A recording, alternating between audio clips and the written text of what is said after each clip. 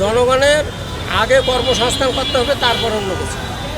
প্রতিটা লোকে জানি কর্মব্যবস্থা পায়। তুমি চাকরি পাইছে, আরেকজন কর্ম নাই, তার ব্যবস্থা কী করবে? রাস্তাঘাটে লোক করিয়েছে, তার ব্যবস্থা কী হয়েছে? যার বাসুদ বাড়ি নাই সেই লোকগুলো কি অবস্থা? এগুলোর কোন ব্যবস্থা করবে?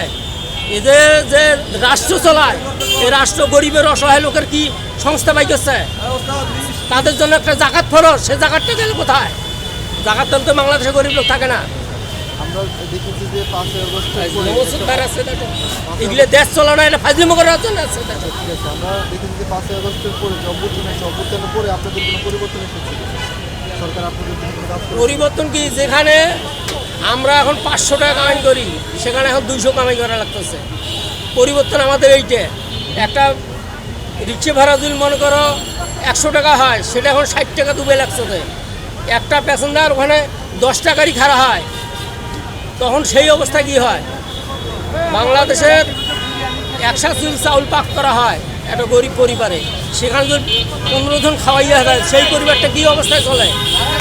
যাই আগে খায় তার পেট ভরে, যাই নাই তাই নাই। সেই দশা এখনও গরিব অসহায় লোকের হয়েছে। এদের কি ব্যবস্থা করা হবে সেইটা আগে প্রত্যাশা করেছিলেন না 5ই আগস্টের পরে চলবে? এখন বাবা এগুলো আমরা করি, আমাদের যদি গরিব অসহায়ের যদি পরিবর্তন না হয়, আমরা কি বড় লোকের পরিবর্তন দেখবো?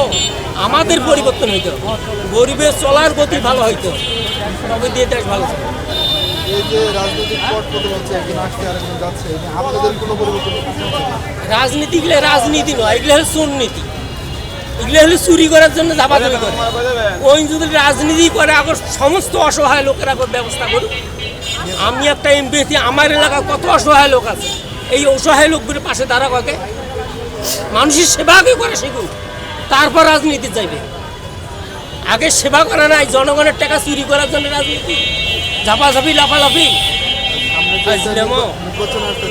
এগুলোকে একটা নমিনেশন দেওয়া চলে না, আমার মতে 1 টাকা নমিনেশন দেওয়া চলে না। কারণ এটা জনগণের সেবাই করে বোঝে না, তাকে কেন নমিনেশন দেওয়া হবে?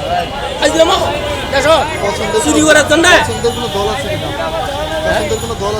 না, পছন্দ দেখ আমার বাংলাদেশে দেখি না। এখন বাংলাদেশ পছন্দ দল প্রতিটা গ্রামে খুঁজে বাইর করতে হবে।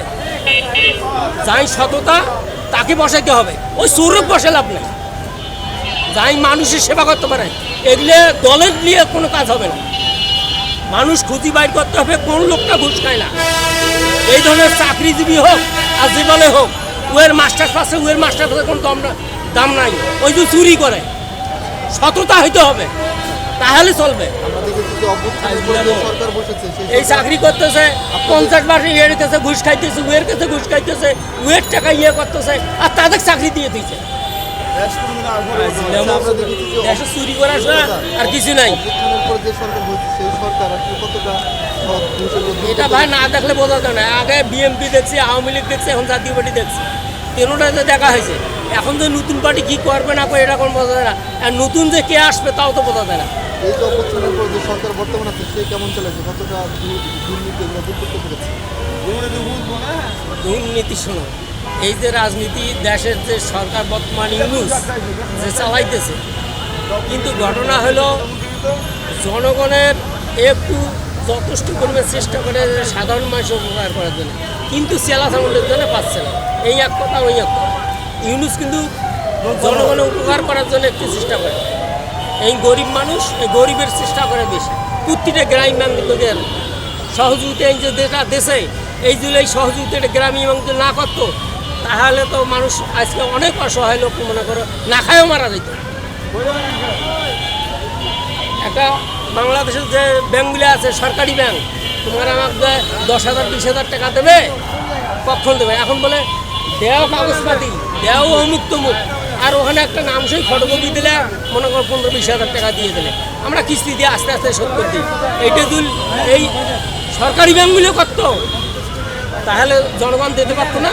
এনজিও যদি দেয়, জনগণ দিতে পারতো না। বিদেশে এনজিও কামাই জন্য নিয়ে যাইতেছে, আর বাংলাদেশে হাজার হাজার ব্যাংক হা করিয়াছে। কেন? এদের ভুলের কারণে বাংলাদেশ আজকে এই অবস্থা, এদের শয়তানির কারণে।